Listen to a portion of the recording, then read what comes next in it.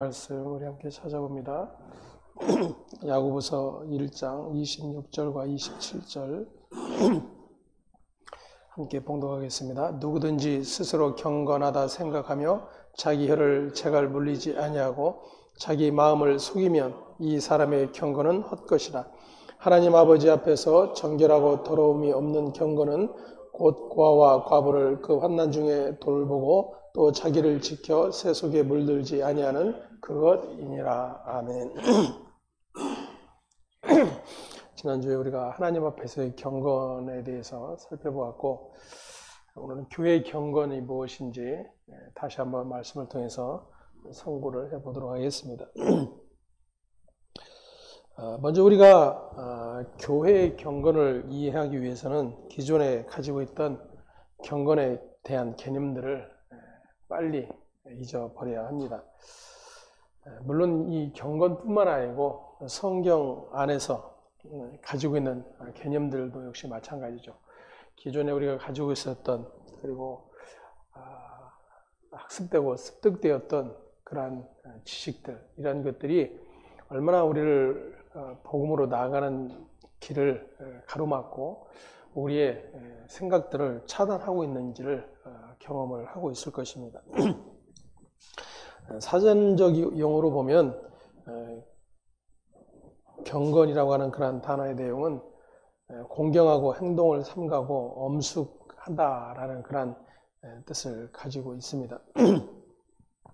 이러한 사전적 의미 때문에 우리가 신앙생활을 하면서도 교회 내에서 경건이라고 할 때에 뭔가 다른 모습을 갖춰야만 될 것 같고, 그래서 다른 사람들과의 비교에서도 뭔가 다른 차별들을 찾고자 하는 그런 모습들을 보게 되죠. 거룩 역시도 마찬가지죠. 거룩함이라고 하는 것도 하나님께서 말씀하신 그 거룩함에 대한 본질적인 의미와 뜻보다는 그 말씀을 받는 우리의 모습, 우리에게서 나타나지는 어떠한 것들을 계속해서 연결시키고 거룩해지려고 노력하는 그런 모습들을 보게 되죠. 때문에 우리가 이 경건 역시도 마찬가지로 교회 생활을 하면서 참 저분은 경건하다라고 할 때에 떠오르는 이미지들이 분명히 있을 것입니다. 기도를 많이 한다든지, 아니면 성품이 좀 좋다든지, 아니면 실제적으로 성품적으로도 겸손한 그런 모습이 있다든지, 아니면 성경을 너무나도 잘 알고 있다든지, 그러한 것들을 보면서 참 경건하구나라고 하는 생각들을 하기도 할 것입니다. 아니면 아직도 뭐 그런 이제 생각들을 가지고 계신 분들을 종종 보게 되는데, 술, 담배를 하지 않는다든지, 예를 들어서 노래방은 절대 가면 안 되는 것으로 여긴다든지, 세상의 어떤 향락, 이런 것과는 담을 쌓고 거리를 둔 그런 모습들을 보면서 참 경건하다라고 스스로도 여기고 그렇게 여겨주는 모습들을 보게 됩니다. 그렇게 우리는 드러난 행위들을 가지고 경건을 규정짓기도 하죠. 오늘 본문 말씀을 한번 다시 살펴볼까요? 26절 우리 함께 먼저 보겠습니다. 누구든지 스스로 경건하다 생각하며 자기 혀를 재갈 물리지 아니하고 자기 마음을 속이면 이 사람의 경건은 헛것이라. 26절에 나오는 경건, 그리고 27절에 나오는 경건은 차이가 있습니다. 같은 경건의 내용이 아니죠. 야고보는 지금 이 두 가지를 견주어서 비교해서 이야기를 하고 있는 것입니다. 26절의 경건은 사람이 기준이 되는 그런 경건을 이야기하는 것이죠. 그래서 말씀드렸던 것처럼 뭐 성품적으로 풍겨나든 그 사람이 후천적으로 열심히 애쓰고 노력해서 만들어낸 모습이든 뭔가 다른 사람보다는 차별이 있는 그러한 경건을 이야기하고 있는 거예요. 근데 그러한 경건에 대해서 성경이 뭐라고 이야기하고 있다고요? 헛것이라 이렇게 이야기를 하고 있습니다. 그리고 그러한 경건은 스스로 여기는 경건이에요. 타에 의해서도 그렇게 여겨지지만 자기 스스로도 나는 저 사람보다는 그래도 경건하다라고 생각할 수밖에 없는 그러한 기준적 경건이 바로 26절에 나오는 경건이죠. 27절 한번 다시 보겠습니다. 하나님 아버지 앞에서 정결하고 더러움이 없는 경건은 곧 고아와 과부를 그 환난 중에 돌보고 또 자기를 지켜 세속에 물들지 아니하는 그것이니라. 아멘. 27절에서는 하나님 앞에서의 경건을 이야기를 하고 있죠. 그래서 하나님 앞에서의 경건에 대한 부분은 지난주에 우리가 살펴보았습니다. 고아와 과부를 돌보는 것. 그것은 실질적인 고아나 과부, 즉 다시 말하면 어려움을 겪고 있는, 생활고를 겪고 있는, 사회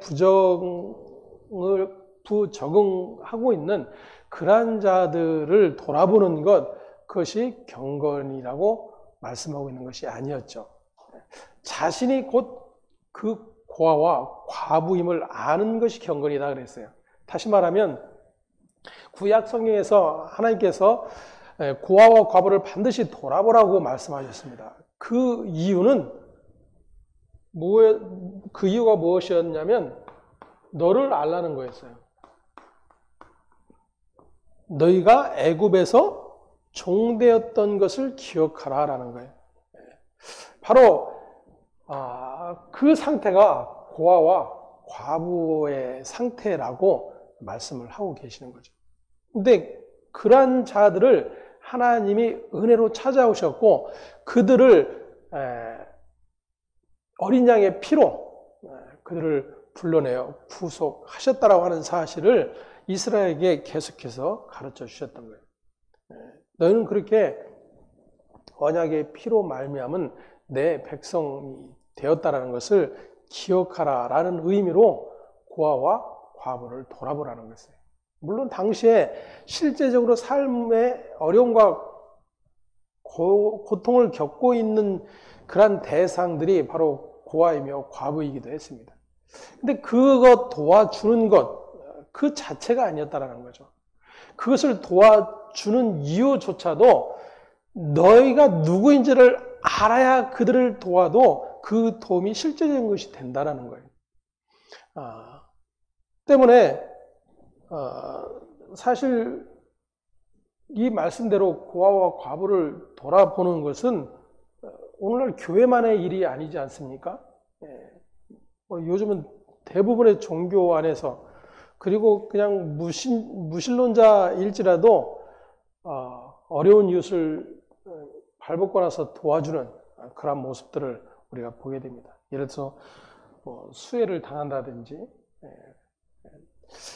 국가의 재난적 어떤 사건들 앞에서 얼마나 많은 사람들이 자원봉사자로 헌신하며 그들을 돕고 있는지를 우리는 보게 됩니다. 하나님께서 하나님의 백성들에게 세상도 그러는데 너희는 더 잘해야 되지 않겠니? 이렇게 우리에게 요구하고 계시는 말씀이 아니에요. 때문에 오늘 본문 26절에서 말하는 경건은 사람들 앞에서의 경건이고 27절의 경건은 하나님 앞에서의 경건을 이야기하고 있는 것입니다.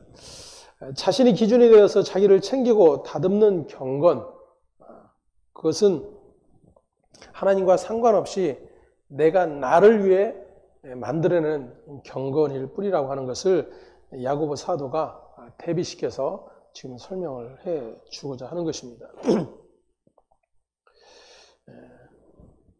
그래서 26절에 기록된 경건은 자기를 위한 경건이고 자기 스스로가 소유할 수 있는 경건이며 누구든지 그 경건은 만들어낼 수 있는 경건인 것이죠. 그래서 예를 들어서 이 경건을 오늘 야고보가 말하는 경건으로 이해를 하게 되면 예를 들어서 교회에서 기도를 하는데 그 기도를 열심히 하는 사람은 하지 않는 사람보다 더 경건해 보일 수밖에 없어요. 예를 들어서 성경을 전혀 보지 않고 읽지 않는 사람보다 성경 구절들을 암송하고 적절하게 그 말씀들을 이렇게 찾아내는 그런 분들을 보면 훨씬 더 경건해 보이기도 하는 것입니다. 하지만 그러한 경건은 하나님과 상관없는 경건이라고 하는 것이죠. 27절에 나오는 하나님 앞에서의 경건은 어떤 경건인가? 정결하고 더러움이 없는 경건이다, 이렇게 표현을 해주고 있습니다. 그런데 하나님이 보시기에 정결하지 않고 더러운 경건이 있을까 하는 거예요.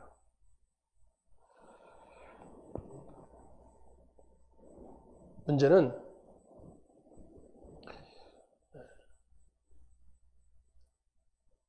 정결하고 더러움이 없는 경건은 사람들이 별로 좋아하지 않는다는 것입니다. 왜냐하면 더러운 경건이라고 표현하고 있는, 즉 하나님 앞에서의 경건은 자기 자랑을 증명하기 위한 경건이 아니기 때문이에요. 그래서 이 정결하고 더러움이 없는 경건은 사람들이 별로 관심을 갖지 않습니다. 왜냐하면 거기에는 자기의 유익, 자기의 어땀이 전혀 드러나지 않기 때문이죠. 그래서 예수님께서 바리새인들을 꾸중하시면서 하셨던 말씀이 있죠. 너희는 사람에게 보이기 위해서 큰 길에서 기도하고 또 옷수를 넓히고 병문을 차고 다니는 그러한 경건을 책망하시며 회칠한 무덤이라, 이렇게 말씀을 하셨던 것을 보게 됩니다. 다시 말하면 당시에도 유대인들은 하나님 앞에서 이러한 경건, 즉 자신이 고아와 과부 된 존재인 것을 전혀 깨닫지 못한 채 오히려 자신들이 행하는 행위의 근거를 가지고 하나님과 사람 앞에서 자랑을 일삼는 그러한 일들을 하고 있었다는 거예요. 그것이 바로 정결함이 없는 더러운 경건이라고 하는 것을 야고보 사도가 말을 해주고 있습니다. 왜 지금 야고보가 이 이야기를 하고 있을까요? 말씀드렸던 것처럼 야고보의 편지를 받는 대상도 히브리서의 그 편지를 받았던 유대인들처럼 여전히 자기의 행위들, 율법적 행위의 노력들, 가치들, 이런 것을 자신들의 믿음의 근거로 삼는 그러한 자들이 있었기 때문이죠. 그러한 자들을 향해서 그렇게 너희는 율법을 잘 지키고 하나님의 말씀대로 잘 순종하며 살고 있기 때문에 그렇지 않은 자들보다 경건하다고 착각하느냐라는 거죠. 오히려 그것이 정결하지 못한 더러움의 경건이고 26절에서 표현하고 있는 것처럼 그 경건은 헛것이다 라고 선언을 해주고 있는 것입니다. 그럼에도 불구하고 그들은 오히려 이렇게 고백하죠. 하나님, 저 세리와 같지 않음을 감사하나이다. 이렇게 오히려 하나님께 감사, 찬송을 드리고 있는 그런 모습들을 보게 됩니다. 근데 잘 보십시오. 세상은 그러한 경건을 좋아해요. 그리고 그러한 경건한 자들을 인정해 주죠. 박수해 줍니다. 우리와 다르다는 거예요. 나보다 훨씬 더 거룩하고 경건하다라고 여겨주는 것입니다. 왜냐하면 나는 그렇지 못하거든요. 근데 나에 비해서 뭔가 다른 그런 품이나 모습들을 보여준다라고 여기는 거죠. 우스갯소리로 예전에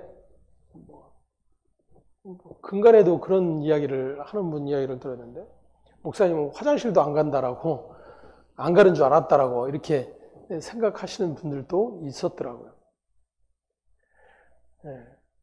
다시 말하면 목사는 특별한 존재로 여기는 거예요. 왜냐면 매번 예배 때 앞에서 말씀을 전하고 가르치는, 그리고 계속해서 나는 그렇게 살지 못하는데 살라고 가르치고 요구하니까 목사님은 마치 잘하고 있구나라고 여겨지는 거예요.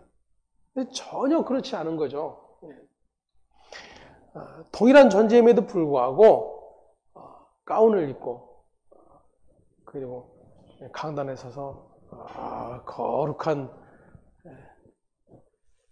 흉내를 내니까, 경건한 척 하니까 그렇게 착각들을 하는 것입니다. 제가 복음에 대해서 이게 온전한 이해가 있기 전에 맹골 소망교에 처음 이렇게 와서 거룩에 대한 부분을 제가 설교하면서 어떻게 이분들에게 좀 이것을 구분시켜서 이야기해 줄 수 있을까라고 생각을 하다가 제가 가운을 좋아하지 않는데 하얀 가운을 입었어요. 주일날 예배 이제 인도하면서 그러니까 이제 목사님처럼 보이죠. 쉽게 말해서 흔히 말하는. 그러면서 설교 이제 시작을 하면서 본문을 읽고 제가 그 가운을 벗었어요. 가운을 벗었는데 밑에는 청바지에 티셔츠를 입고 가운을 딱 벗어놓으니까 그 상태가 돼버린 거죠. 갑자기 뜨악 그러는 거죠. 우리의 이 사고 속에 그렇게 이제 자리가 잡혀 있는 거예요. 그래서 이제 그러한 것 때문에 한동안 또 교회가 개혁을 한답시고 목사들이 이제 뭐 가운도 벗어던지고 넥타이도 안 하고 뭐 티셔츠 입고 청바지 입고 막 설교하고 미국 목사들은 또 그렇게 하잖아요. 그래서 그런 흉내들을 또 많이 내기도 했는데 그런다고 해서 뭐가 달라지는 것은 아니에요. 이제는 경건이 무엇인지를 모른다라는 거죠.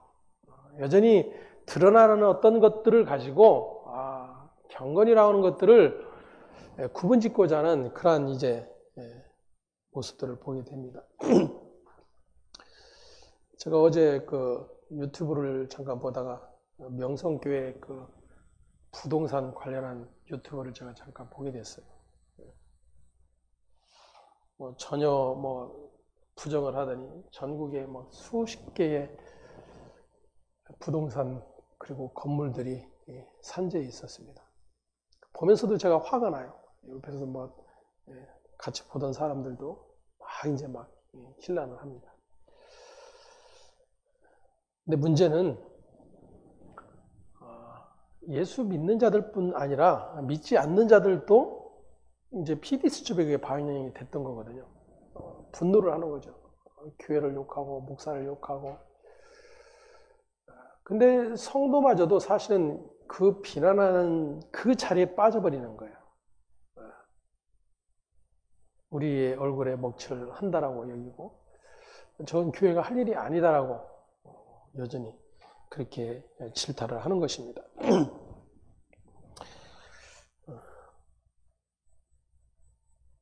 세상은 그렇게 보기에는 깨끗하고 경건해 보이는 그런 모습들을 바라고 추구하는 것이죠.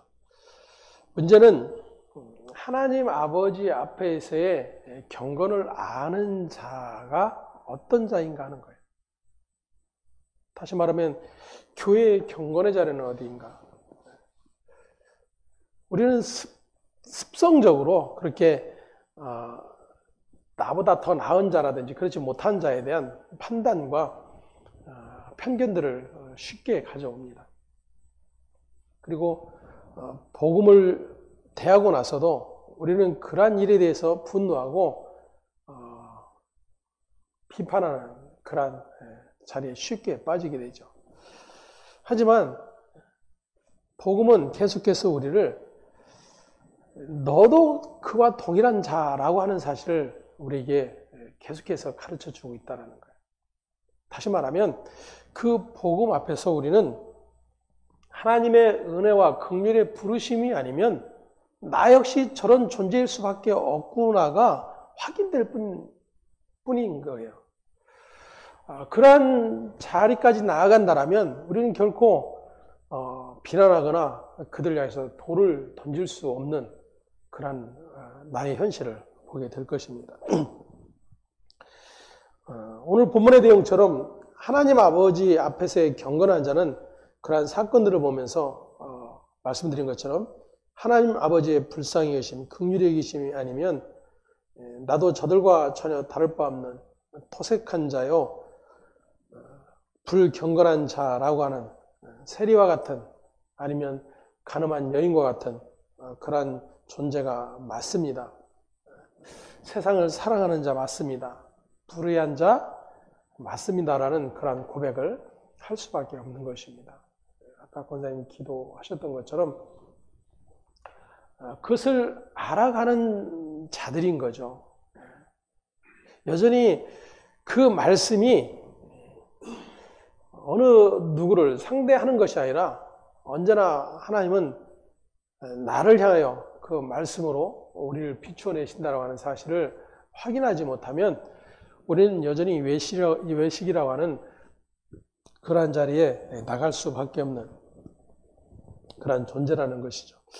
집 나간 탕자처럼 자신의 실체를 인정하고 아버지의 용서와 긍휼을 바라보는 자, 그러한 자가 신자라고 하는 사실을 또다시 확인할 수 있어야 됩니다. 지난주에 말씀드렸던 것처럼 경건의 원어는 왕 앞에 납작 엎드려 부복하는 것, 그것이 경건의 본래의 뜻입니다.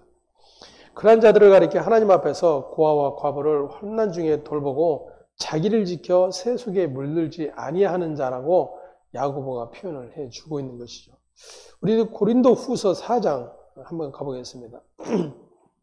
고린도 후서 4장 11절에서 12절 말씀.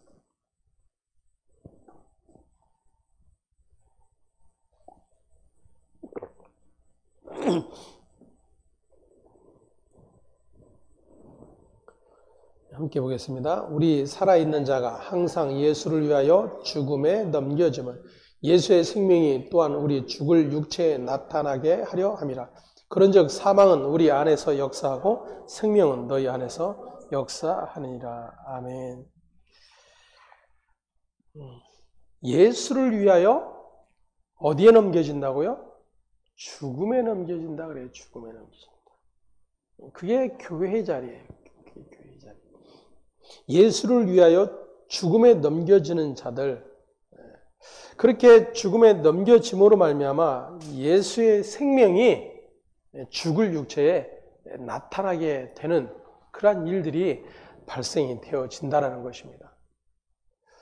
그래서 말씀드렸던 것처럼 부활신앙을 강조하는 추천의 어떤 교회처럼 그 부활의 주님 만나고 그 부활의 영광만을 기뻐하고 누리는 일들은 십자가의 예수를 망각해버리는 그러한 믿음이라고 하는 것을 확인을 하게 되는 것이죠.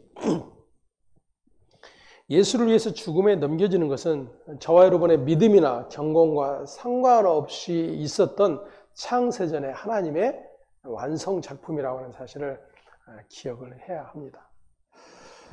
다시 말하면 저와 여러분의 어떤 경건, 거룩, 이런 것들을 가지고 하나님은 우리를 어떠한 기준으로도 세우지 않으신다라는 거예요. 근데 교회가 계속해서 애쓰는 것은 하나님이 말씀해 놓으신 그 기준에 도달해 보고자 애쓰고 노력하는 일로 가득하다는 것입니다. 그럼 도무지 어느 정도 거룩해야 하나님이 인정을 하시겠습니까? 아니, 어느 정도 경건해야 하나님이 야 그래도 너는 내 앞에서 참 경건한 자이구나 라고 여겨주실까요? 도무지 이러한 이해를 우리가 갖지 못하는 것이죠. 성경은 저와 여러분에게 무언가를 요구하고 있잖아요. 다시 말하면 하나님은 저와 여러분에게 어떤 것도 요구하시지 않는 분이라는 거예요. 그게 무슨 말이에요? 성경은 다 요구하는 거잖아요. 하라 하지 말라, 지켜라 지키지 말라, 다 요구지 않습니까? 근데 그러한 요구들을 우리는 누구도 이뤄낼 수 없는 자임이 확인된 자들이라 그랬죠. 그래서 제가 표현하기를 가능성 제로다 그랬어요. 가능성 제로. 그래도 우리는 포기를 못해요.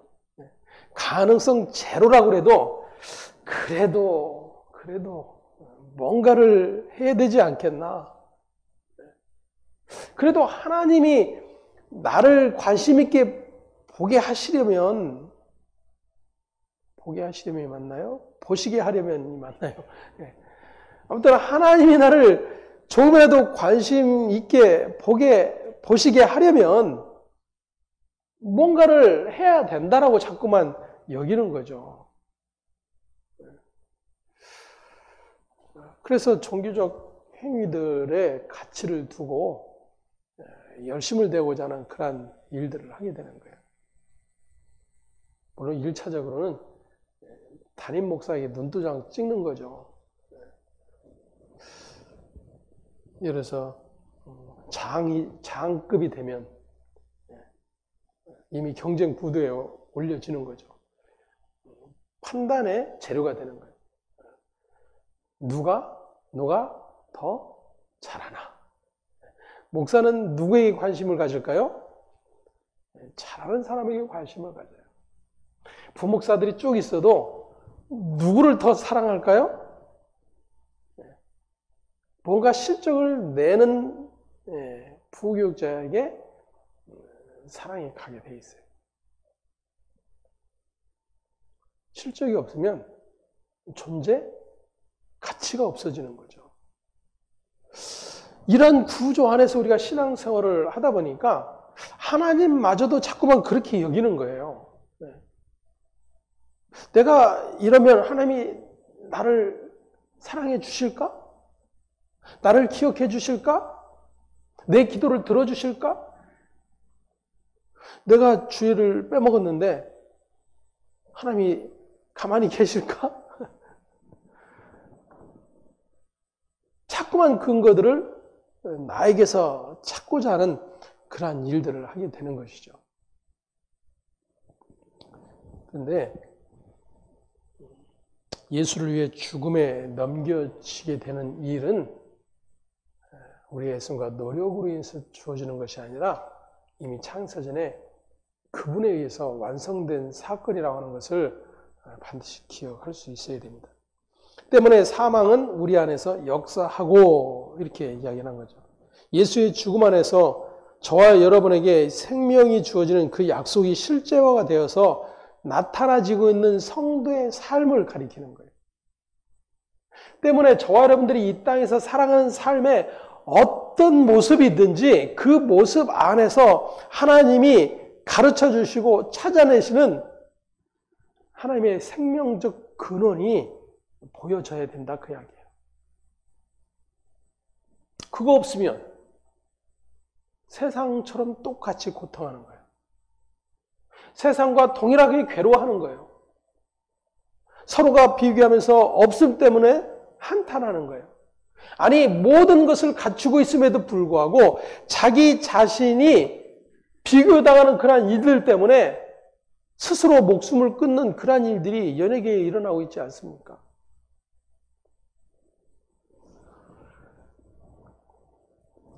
사망의 역사는 성도의 삶을 통해 생명, 즉 하나님의 말씀이 작동되어지고 있다는 사실을 우리는 기억해야 합니다. 그것이 바로 이 17절에서 말하는 경건한 자들의 섬김이라고 하는 거예요. 고아와 과부를 그 환난 중에 돌아보는 것. 다시 말하면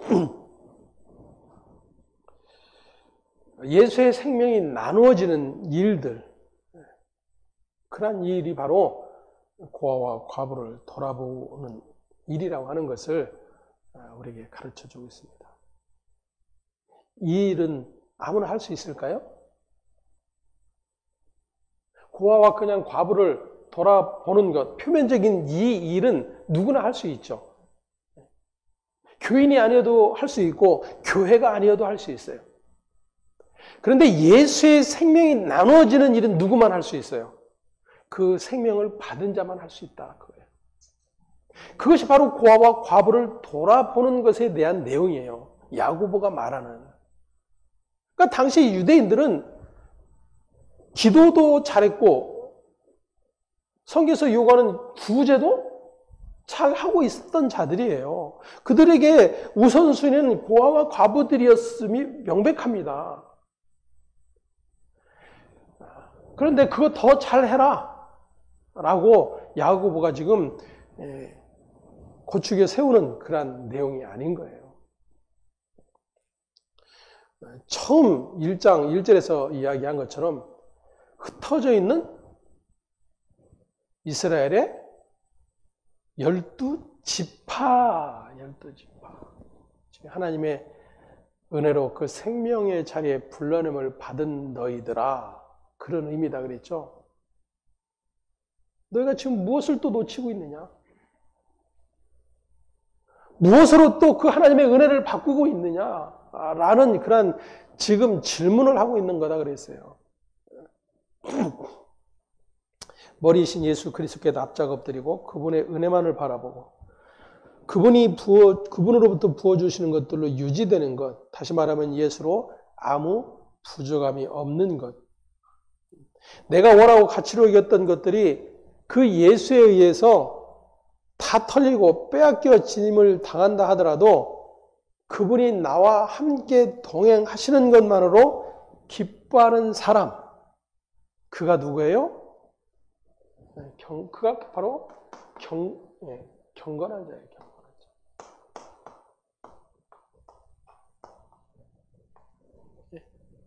그가 지금 야고보 사도가 말하는 경건한 자라는 거죠. 이스라엘의 정체성이 어디에 있었는가? 바로 6월절 피에 있었다라는 것을 언제나 반드시 기억하라고 하나님께서 말씀을 하셨던 거죠.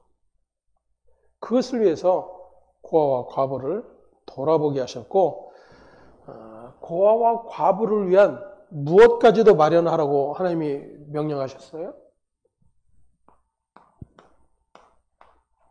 11조. 여러분 구약에 보면 고아와 과부를 위한 11조가 있어요. 고아와 과부를 위한 11조. 오늘날의 교회가 고아와 과부를 위한 11조 하나요?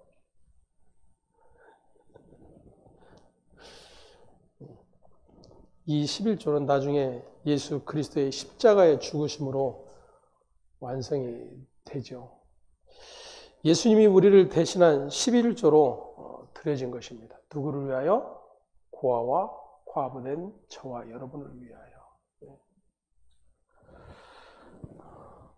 그렇게 예수 그리스도의 십자가로 11조가 완성이 되었다면 바로 우리가 세상 속 고아와 과부, 즉 절대적 가난에 처한 그런 존재가 누구임을 알아야 돼요?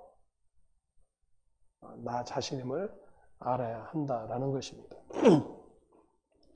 때문에 자신에게 의의가 없음을 애통하게 되고 하나님 나라를 선물로 가져다 주신 예수 그리스도의 십자가의 은혜를 알고 그 예수의 이름에 무릎 꿇게 되는 일, 그것이 바로 참된 경건이고 저와 여러분이 있어야 할 자리라고 하는 것을 기억할 수 있기를 바랍니다.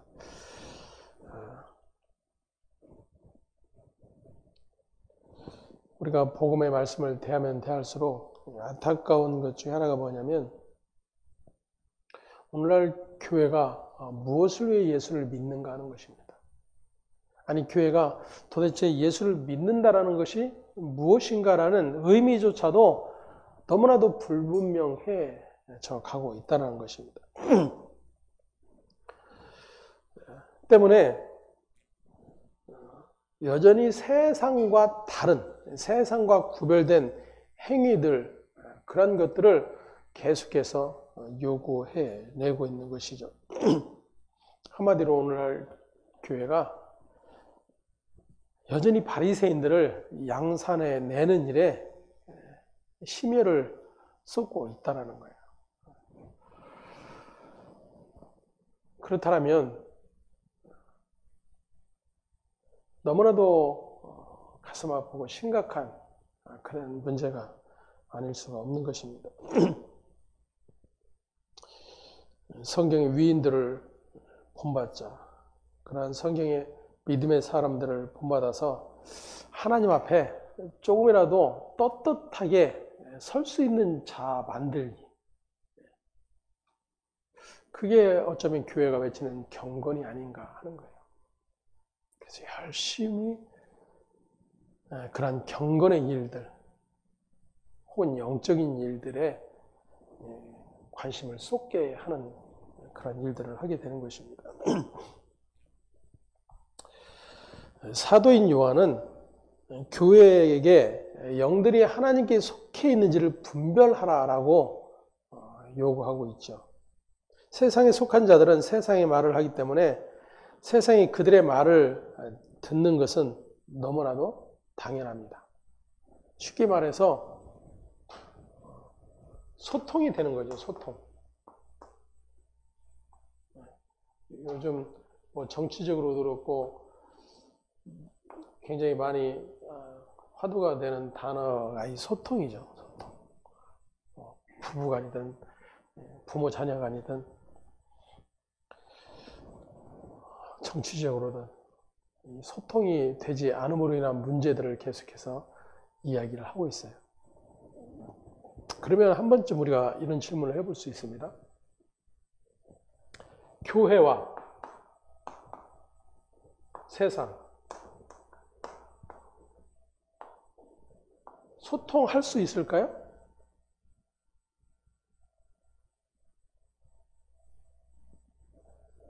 교회와 세상이 소통할 수 있을까요? 아니면 소통이 가능하겠습니까? 그런데 우리는 어떻게 듣고 있어요? 소통 가능하고 소통해야 하고 소통할 수 있다라고 외치죠.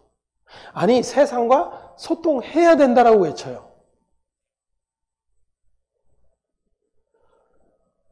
너무 이상하지 않습니까?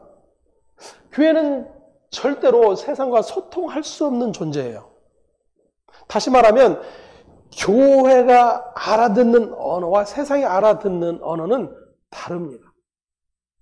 그래서 세상이 들여다보는 성경과 교회가 들여다보는 성경이 다를 수밖에 없는 거예요. 교회라고 하니까 다 이제 그 교회 안에 있다고 착각하는 것도 문제지만, 다시 말하면 하나님의 말씀, 그 진리를 아는 자들은 결코 세상과 소통할 수 없는 자들이에요. 그러한 자를 세상은 결코 이해할 수가 없어요.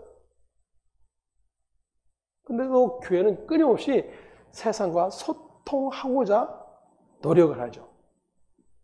이웃관계를 형성하고 그들에게 무언가 관심을 가질 수 있는 그런 일들을 만들어내고, 그래서 교회 오라는 얘기 아니야. 그냥 와서 차 마셔. 그래서 교회 부설로 카페를 필수 요건으로 요즘 만들어줘. 싸게 제공하고 아니면 그냥 무상으로 제공하고. 교회 그렇게 어려운 곳 아니야. 그렇게 자연스럽게 왔다 갔다 하다 보면 예배당 문턱도 쉽게 들어올 수 있다라고 착각들을 하는 거예요. 엄청난 착각이죠. 물론 그렇게 해서 교인은 만들 수 있어요.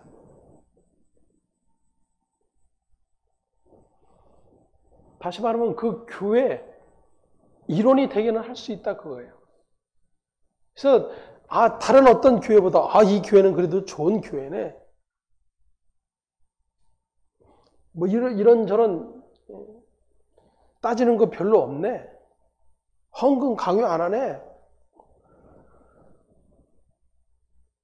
그래서 자꾸만 친밀한 관계를 만들고자 하는 것입니다. 물론 긍정적인 부분을 찾고자 하는 그런 부분이 있겠죠. 하지만 본질적으로 교회는 세상을 향하여 악하다라고 외쳐야 될 위치에 있는 게 교회예요. 하나님의 은혜와 긍휼이 아니면 너희는 다 죽은 자일 뿐이다라고 외쳐야 될 게 교회다라는 거예요. 너희가 그 하나님의 은혜와 생명, 그 구원의 은혜 안에 있지 않으면 너희는 그냥 죽은 자일 뿐이다라고 외쳐야 될 게 교회다 그거예요. 근데 그러한 교회를 세상이 박수해 줄까요? 야, 그래. 함께 서로 손잡고 잘 해봅시다 라고 이야기할까요? 전혀 그럴 일이 없죠. 돌을 들어 칠 준비를 할 뿐입니다. 근데 오늘날 교회가 어때요? 이제 성탄절이 다음 주인데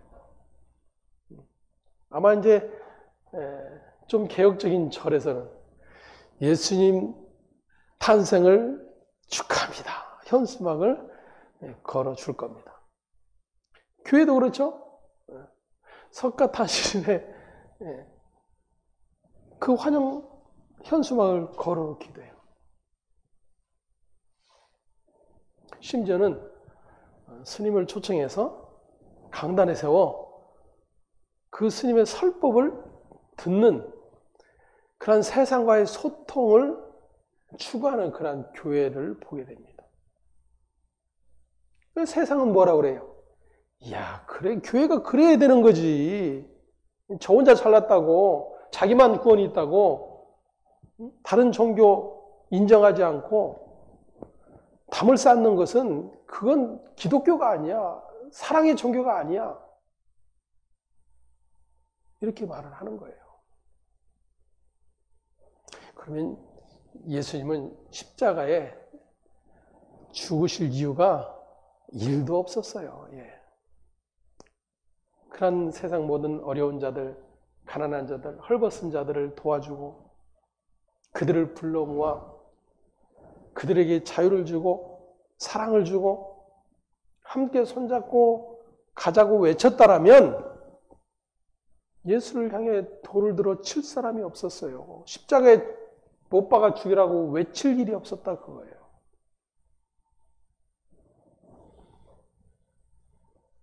성경에 나타난 십자가의 예수를 보지 못하는 겁니다.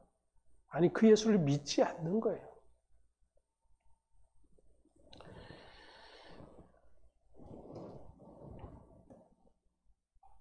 세상에 속한 자들은 세상의 말을 하기 때문에 세상이 그들의 말을 알아듣는 겁니다.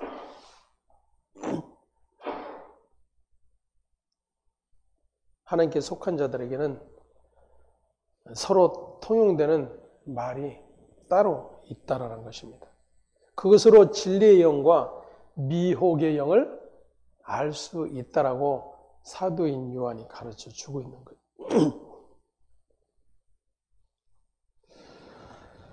어쩌면 오늘날 교회는 성경의 언어들이 전부 왜곡되어 오염이 되어 있다라고 해도 과언이 아닙니다. 지난번에 제가 설명하면서 드렸던 이야기, 이 찬송가 중에 정말 복음적인 내용,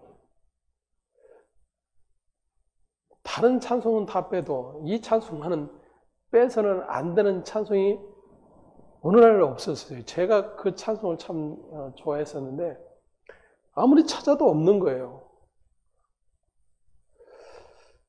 아까 우리가 불렀던 찬송 나 행한 것 죄뿐이니, 그 찬송과 내용처럼 동일한 그런 내용의 찬송이었는데, 아마 여러분들도 제가 불러드리면 알 수 있는 찬송일 겁니다. 나 행한 것으로 구원을 못 얻고 이 육신 힘껏 애써도 죄 씻지 못하네. 나 혼자 힘으로 내 주를 못 뵙고 나 탄식하여 울어도 내 짐을 못 벗네. 주 예수 공로만 내 짐을 벗기며 주 예수 흘린 피로써 나 평화 얻겠네. 주 예수 사랑이 내 근심 쫓으며 내 병든 영혼 고치사 참 자유 주시네. 주님께 감사와 또 찬양 드리며 그 거룩하신 사랑을 늘 바라봅니다. 내 모든 근심과 내 모든 두려움 주 묻히셨던 무덤에 다 묻어버리네. 아멘. 지금도 저는 이해가 안 돼요. 이 찬송이 왜 빠져 있을까? 다시 말하면 오늘날 목사들의 생각 속에, 교회의 생각 속에 이런 것은 별로 도움이 되지 않는다라는 이야기이겠죠. 강남의 어떤 교회는 주일날 은행원들이 출근하는 교회가 있어요. 돈 세는 기계를 가지고 교회에 출근을 하는 거예요. 주일날 나온 헌금을 받아가기 위해서. 그러한 교회에 이런 찬송이 외쳐지겠는가? 죄에 대한 이야기를 날마다 선포할 수 있겠는가? 누구든지 와라. 병든 자로 와. 고민 있는 자 오라. 예수가 세상의 답이다. 예. 결론적으로 맞죠. 그런데 그들이 말한 예수가 답이다라는 답은 하나님이 말씀하시는 영생이 아니에요.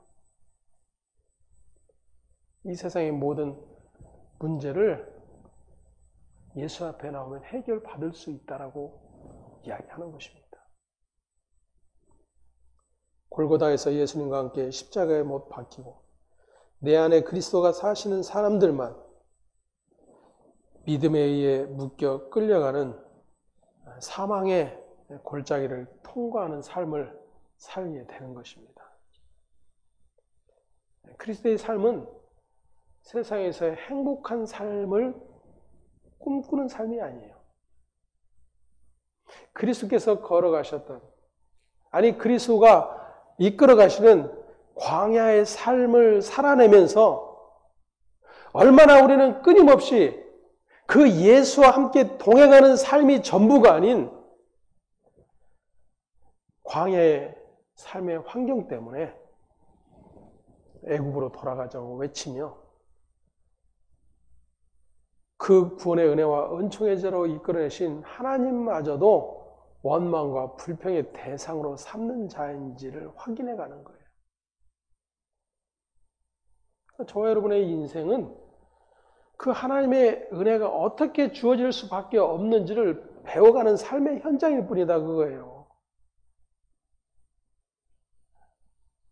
얼마나 악한 존재인지. 그래서 구약에 보면 창세기에 하나님과 함께 동행한 사람이 나오죠. 하나님과 동행했던 사람 누구일까요? 예? 예. 이제 성경 공부를 안 하니까 이런 것도 참 필요하기는 한 것 같아요. 그죠? 누구예요? 예, 뭐 틀릴까 맞을까 뭘 그렇게 염려해요. 아니, 여지껏 말씀드렸잖아요. 우리가 뭔가 경건을 준비할 수 있어서 하나님이 우리에게 찾아오심이 아니라니까요. 이미 그분에 의해서 완성된 자들이에요. 에녹이잖아요. 에녹. 몇 년 동안? 몇 년 동안 동행했다고요? 365년 동안 동행했다 그래요. 예. 제가 아니까 이렇게 자신 있게 얘기하는 거예요. 예. 근데 그 당시에 살았던 사람들의 수명이 나오죠. 대부분 몇 년 살았어요?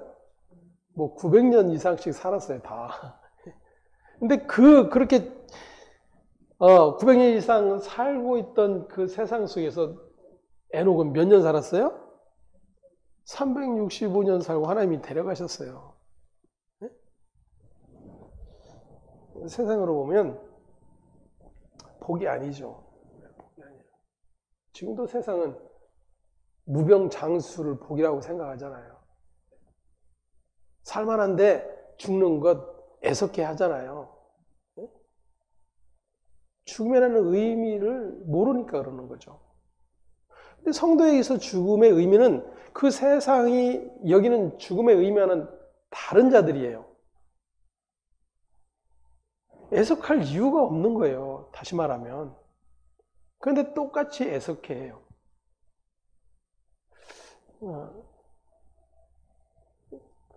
나이를 먹어도 안 아프고 나이를 먹어야 복이다라고 생각을 해요. 똑같이 세상과. 내가 나이를 먹었는데도 지금 여전히 건강하지 않고 힘든 삶을 살고 있다라면 하나님이 외면하셔서 그럴까요? 하나님이 지금 눈을 돌리고 계실까요? 촛대를 옮기신 걸까요? 그 삶의 자리에서도 동일하게 하나님의 은혜와 구원, 하늘의 생명에 관한 것들을 바라보고 소망하는 자로 서 있어야 되는 거예요. 그게 복의 자리다 그거예요. 그게 세상이 알 수 없는 복이잖아요. 세상이 소통할 수 없는 그런 복이다라는 거예요. 근데 세상과 동일해졌어요. 교회가. 아니 오히려 교회는 그 세상을 초월하고자 외치죠. 너희는 하나님 없는 자들이기 때문에 우리가 받는 복을 받을 수 없는 자들이라고 여기는 거예요. 하나님이 우리를 도우시고 우리를 보호하시기 때문에 세상 사람들보다 더 건강하고 죽을 때도 잘 죽게 해달라고 비는 거잖아요. 그 말은 세상이 여기는 복을 동일하게 여기는 거예요. 그런 자들은 아마 이스라엘이 광야에 있었을 때 그들 속에 있었다면 어떻게 반응할까요? 네. 똑같은 거예요. 네. 금붙이 모아서 송아지 만들어 놓고 이게 우리를 인도할 신이다 라고 말할 자들이에요. 하나님 앞에서 정결하고 더러움이 없는 경건, 그것은 그렇게 하나님에 의해서 나의 삶이 내 의지와 내 뜻대로가 아닌 그분의 뜻에 의해서 이끌려가는 삶이라고 하는 것을 확인된 자들이에요. 그리고 그것을 복이라고 여기는 자들입니다. 세상은 그게 무슨 복이야 라고 외쳐대는 그 일마저도 하나님 안에서 은혜와 생명의 복으로 주어진 일이라고 하는 사실을 계속해서 고백하고 확인해 가는 일들이 일어나야 되는 거예요. 지금 야고보가 말하는 내용이 그겁니다. 너희가 그런 자들이야. 너희가 그 하나님의 아들의 피값으로 그렇게 생명의 자리로 초대된 자들이야. 근데 왜 또 세상에 헛된 경건으로 돌아가려고 하니? 왜 여전히 너희의 자랑, 너희의 추구를 재산 삼으려고 하니? 그것을 이야기하고 있는 거예요. 참된 경건은 고아와 과부를 돌아보라고 하니까 교회가 내년엔 좀 더 구제에 신경 써야 되겠구나. 아니, 우리 가정에서도 구제비를 따로 책정해야 되겠구나. 하시면 돼요. 그것도 하시고. 그렇지만 지금 야고보 사도가 말하는 참된 경건, 교회의 경건이 무엇인지를 다시 한번 확인할 수 있었으면 좋겠습니다. 예수의 주되심을 믿는다는 것은 그렇게 십자가의 은혜 아니면 당장 지옥 보내셔도 할 말이 없다는 그런 고백을 날마다 확인당하며 살아가는 자들인 것입니다. 자기 중심으로 하나님을 해석했던 자 욥이었죠. 욥기서를 공부하면서. 근데 결국 그가 자기의 부정한 입을 가리게 되죠. 하나님이 그렇게 하셨어도 나는 아무런 할 말이 없는 자입니다가 확인되는 게 뭐예요? 지금 야고보가 말하는 경건이에요.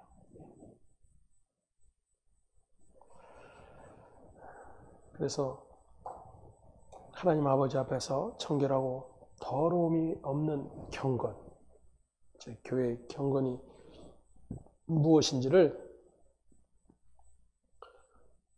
다시 한번 확인할 수 있기를 소망을 합니다. 자기를 속이지 않는 것 참 어려운 것이죠. 외부의 개입과 간섭이 없으면 나는 나에게 언제나 속아 넘어갈 뿐입니다. 바울이 그 같은 자신을 확인했죠.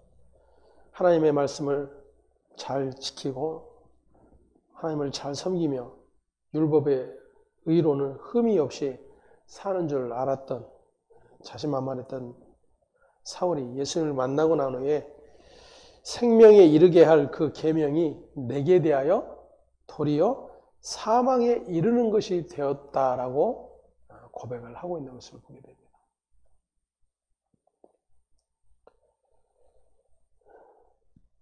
육신에 속하여 죄 아래 팔린 그 실체적 진실로 인한 절망이 바로 저와 여러분의 구원의 시작이며 부활의 생명이라고 하는 것을 확인할 수 있기를 바랍니다. 예수 그리스도의 다 이루심을 믿는 그 행함이 있는 믿음을 말하는 야고보서예요. 저와 여러분의 행함을 찾아 요구하는 것이 아니라 예수 그리스도의 다 이루신 그 행하심을 드러내 보여라라는 거예요. 다시 말하면 너희가 믿음이 있니? 그 믿음 있음을 보여줘. 내 믿음이 아니라 예수가 완성해 놓은 그 믿음을 보이라라는 그런 이야기인 거예요. 그래서 속지 마시기 바랍니다. 저와 여러분 말씀 잘 지켜야지, 순종해야지. 그렇다고 그거 하지 않으면 안 돼요. 그거마저도 하지 않으면 안 되는데 그러한 것을 자신의 믿음 그리고 경건, 거룩 이런 것들과 결부시키게 된다면 26절에서 말하고 있는 헛된 경건이 되어버리고 맙니다. 예수님의 책망을 듣는 화 있을진저 독사의 자식들아 라고 하는 그러한 저주를 받을 수밖에 없다는 것을 다시 한번 기억하시면서 야고보가 말하고 있는 하나님 앞에 경건과 교회의 경건이 무엇인지를 다시 한번 확인할 수 있기를 바랍니다. 기도하겠습니다. 하나님 감사합니다.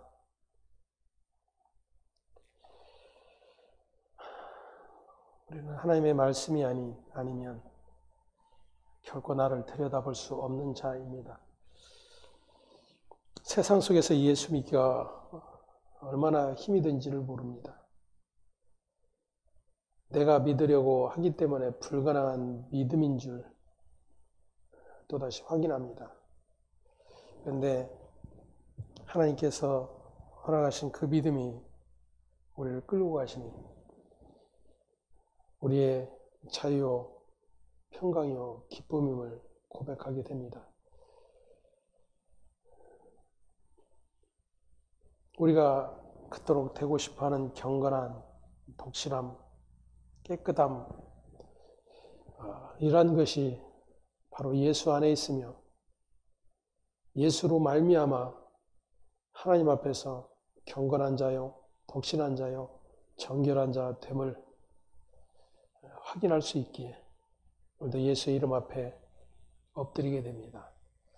하나님, 날마다 우리의 삶 속에서 그렇게 예수의 이름 앞에 무릎 꿇는 그러한 일들이 더욱 많아지게 하시고 오직 예수가 나의 주요 그리스도이심을 고백하며 그 주와 그리스도 되심을 여전히 세상의 모든 가치로 판단한 그러한 자들에게 자라며 증거하는 복된 심령 되어줄 수 있도록 은혜 베풀어 주시옵소서.